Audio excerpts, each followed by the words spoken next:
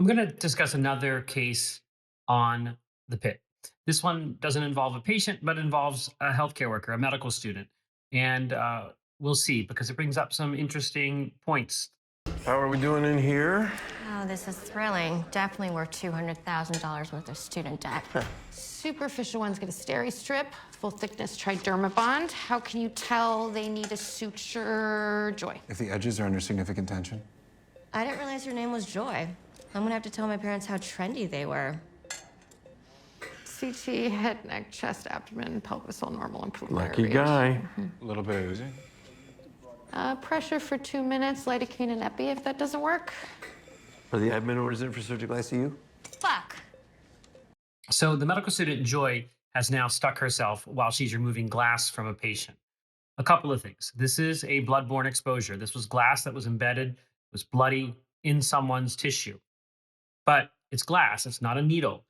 A needle exposure has a higher risk of transmission of pathogens. And we obviously don't know if this patient has the big three that we're worried about: HIV, hepatitis B, or hepatitis C.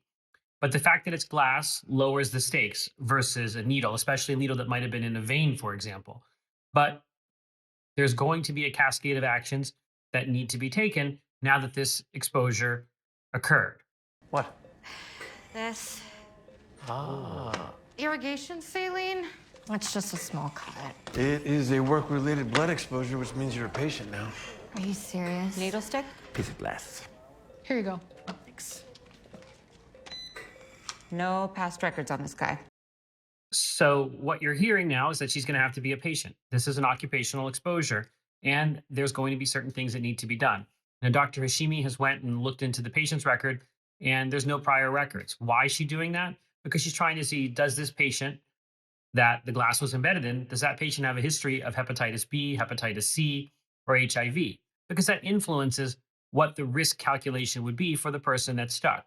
We've already got one factor that lowers the risk, meaning that this wasn't a needle stick, it was a glass stick, but there's still some things that need to happen. And when we think about these three transmission risks, they're not equal. Obviously, the numbers are going to matter if the patient are going to be different if the patient is known to be HIV positive and has a high viral load, for example. Now, when you think about the percentages, hepatitis B has the highest transmission percentage, 30%. Hepatitis C, around 3%. HIV, 0.3%. So that's an easy way to remember it. I'm making the numbers a little bit round: 33 and 0.3 for Hep B, Hep C, and HIV, respectively. The other thing to remember is that healthcare workers, including medical students, are going to be required to be vaccinated against hepatitis B. It's an occupational medicine vaccine, and that's going to play a role as well. We don't know HIV or hepatitis status. I'll put the orders in: HIV antibody, Hep B surface, and Hep C. She needs post-exposure medication. So now you're hearing that they're going to put orders in on the source patient, testing them for HIV, testing them for hepatitis B, testing them for hepatitis C.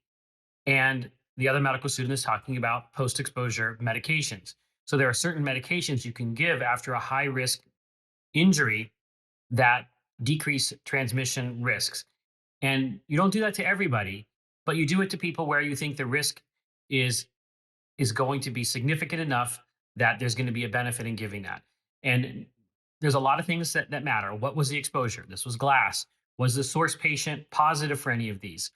If they were, what is their viral load? All of that's going to play a role.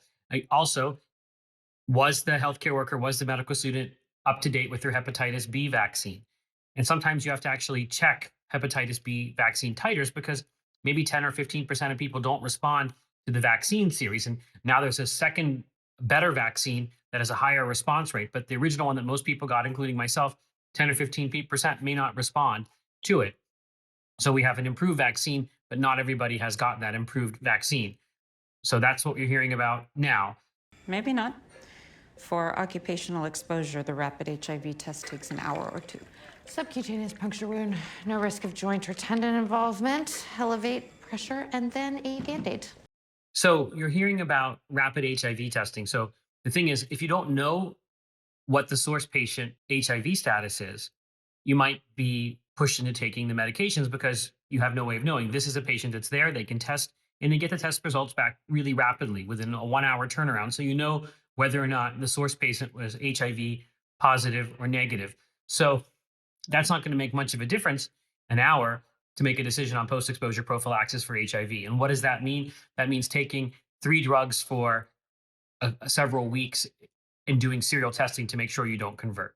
So if you know that you don't need that 28 days, that's a good thing. There is no post exposure prophylaxis for hepatitis C.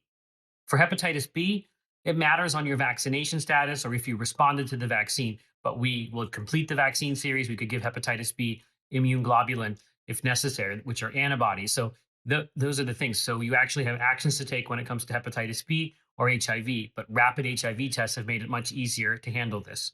You can give yourself a dose of PEP if you want while you're waiting for results. Start a chart and I'll find another nurse for your blood draw. Great. You hear Dr. Robbie say you could start PEP while you wait. That's what that means, post-exposure prophylaxis, the anti-HIV medications. And now they're going to draw blood on the medical student. Why are they drawing blood?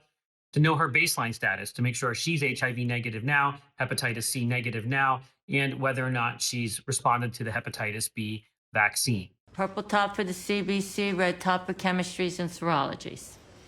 Okay. Now she's getting her blood drawn. You hear Nurse Dana talk about serologies. That's what serology means, antibodies. So that's the HIV, hepatitis C, hepatitis B work. And that's basically this vignette. But the point of this is that bloodborne exposures occur in hospitals. There is a protocol that we use. Hepatitis B vaccine is essential for healthcare workers because so frequently are we needle stuck. And we don't know if everybody in the community is hepatitis B vaccinated. The second generation hepatitis B vaccine, which is made by Dynavax, that's a really great improvement to increase the response rate. So we have less of this kind of uncertainty with needle sticks. HIV rapid testing makes it much easier and removes a lot of this uncertainty and fear that occurs when these needle sticks occur. And that's the case of a needle stick injury, which is a very common problem that happens to healthcare workers in hospital settings.